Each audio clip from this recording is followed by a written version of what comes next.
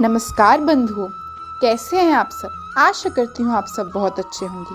बंधुओं, आज इस वीडियो में हम जानेंगे बद्रीनाथ धाम के मुख्य कपाट बंद होने से जुड़ी कुछ अद्भुत रहस्यमयी जानकारियाँ।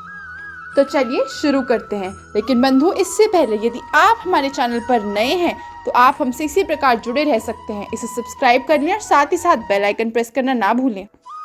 जय बद्री विशाल। बंधुओं, आपको जानकर बेहद ही आश्चर्य होगा कि जिस दिन बद्रीनाथ धाम के मुख्य कपाट बंद होते हैं उस दिन वहां के मुख्य पुजारी को स्त्री रूप धारण करना पड़ता है।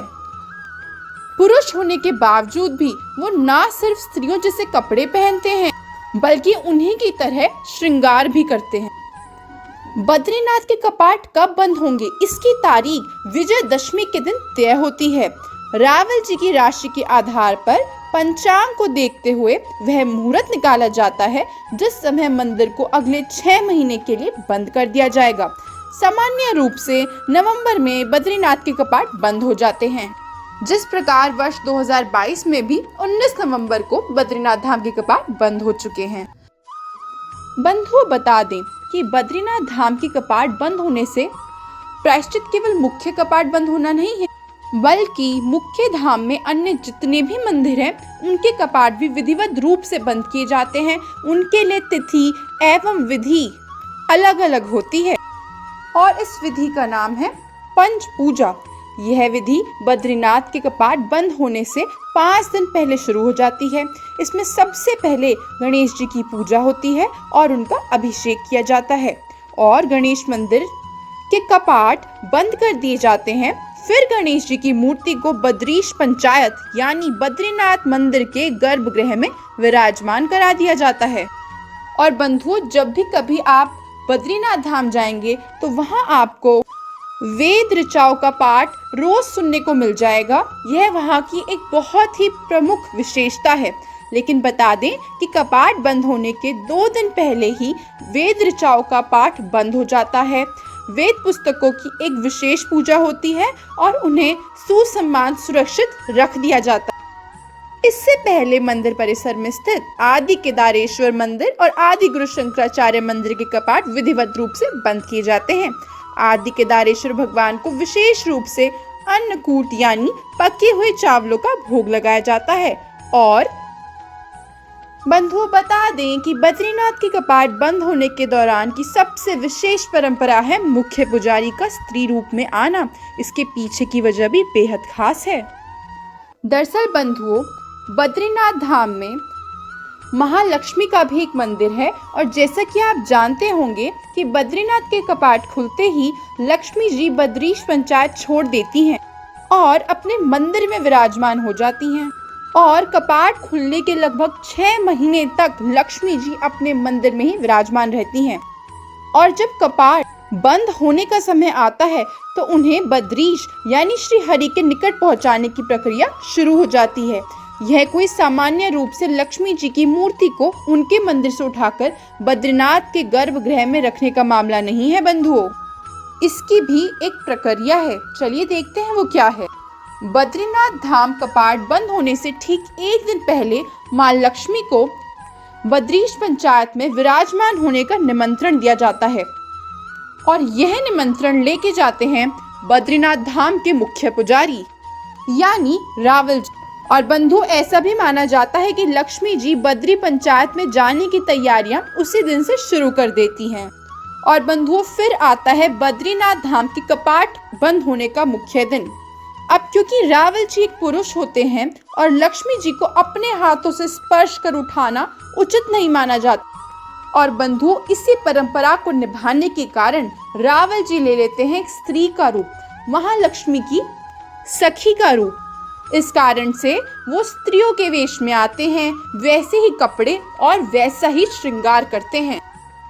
और वो स्त्री रूप केवल ऊपरी तौर पर धारण नहीं करते बल्कि अंदरूनी तौर पर यानी कि स्त्री रूप को वो आत्मसात करते हैं और स्त्री के मनोभावों को लेकर पहुंचते हैं लक्ष्मी जी के मंदिर में। और फिर रावल जी बहुत ही विधि पूर्वक एवं शालीन तरीके से महालक्ष्मी जी को अपनी गोद में उठाकर गर्भगृह की तरफ आगे बढ़ते हैं और उन्हें विराजमान कर देते हैं बद्रीश पंचायत में। और फिर जैसा हमने बताया बंधुओं कि अब अगले 6 महीने तक लक्ष्मी जी इसी बद्रीश पंचायत में श्री हरि के सानिध्य में निवास करेंगी। बंधुओं, रावल जी का स्त्री रूप में आना बहुत ही अद्भुत एवं विशेष है। लेकिन बंधुओं, मुख्य कपाट बंद होने की विधि यहीं समाप्त नहीं होती, आगे बहुत कुछ शेष है। जैसा कि बंधुओं आप जानते होंगे कि सामान्य दिनों में बद्रीनाथ जी का कई प्रकार के आभूषणों से श्रृंगार किया जाता है, जैसे कि सोने का मुकुट, कौस्तुभ मणि, हार, माला इत्यादि। लेकिन मुख्य कपाट बंद होने के दिन उनका श्रृंगार इन सब चीजों से नहीं किया जाता, बल्कि इस दिन उन्हें सजाया जाता है पूर्णतः फूलों से, यानी कि फूलों का विशेष श्रृंगार। उन्हें फूलों का मुकुट पहनाया जाता है और पूजा के बाद इसी मुकुट को पहनकर रावल जी मंदिर की ओर मुंह करके पीछे की ओर चलते हुए अपने आवास पहुंचते हैं। और अभिषेक के बाद श्री हरि के विग्रह से फूलों को भी हटा दिया जाता है और मूर्ति पर गाय के घी का लेप किया जाता है और उसे चारों ओर से विशेष कंबल से ढक दिया जाता है। एक कंबल बद्रीनाथ के पास ही स्थित माणा गांव की कन्या तैयार करती है। जैसा कि आप जानते होंगे कि कपाट बंद होने के पश्चात बद्रीनाथ में पड़ती है बहुत ही भारी ठंड। इस शीतकाल में जब पूरा बद्रीनाथ क्षेत्र बर्फ से ढक जाता है तो गर्म कंबल भगवान को ऊष्मा प्रदान करेगा, ऐसी मान्यता है। बंधुओं, यह प्रदर्शित करता है भगवान और उनके भक्तों के बीच एक आत्मीय रिश्ते को। बंधुओं, बता दें कि बद्रीनाथ धाम के कपाट बंद हो जाने के बाद बद्रीनाथ भगवान की मूर्ति तो वहीं स्थित रहती है, लेकिन कुछ अन्य देवी देवताओं की मूर्तियों को अन्य मंदिरों में विराजित किया जाता है। जैसे कि कुबेर जी और उद्धव जी की डोली चल पड़ती है पांडुकेश्वर के योग ध्यान बद्री मंदिर की तरफ। और बंधुओं, अब अगले 6 महीने तक कुबेर जी और उद्धव जी की पूजा इसी पांडुकेश्वर मंदिर में होगी।